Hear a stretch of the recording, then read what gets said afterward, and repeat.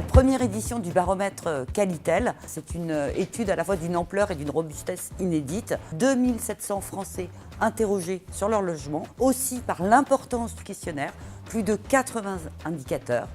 Et puis enfin, l'innovation du Qualiscore, un score agrégé, une note sur 10, établie à partir de la pondération et de la moyenne de 15 critères. C'est une méthode statistique qui donne une fiabilité et une solidité à cet indicateur, à nul autre pareil.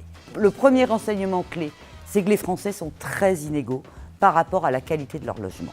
Le Qualiscore s'établit en moyenne à 6,7, mais en fait ce 6,7 recouvre des réalités vécues, ressenties par les Français, extrêmement hétérogènes.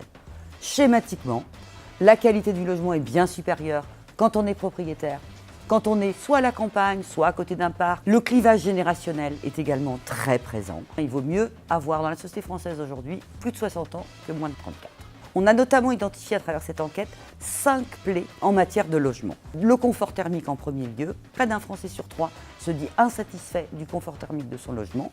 Vient ensuite la consommation énergétique, l'isolation acoustique, la qualité des matériaux et enfin l'aération. Ça se traduit très concrètement dans la qualité de vie des gens. 58% des Français nous disent qu'il leur arrive souvent ou parfois d'avoir trop chaud dans leur appartement. Pour 47 d'entre eux, c'est l'inverse, ils ont trop froid. Ce qui montre qu'il y a encore beaucoup de chemin et de progrès à faire.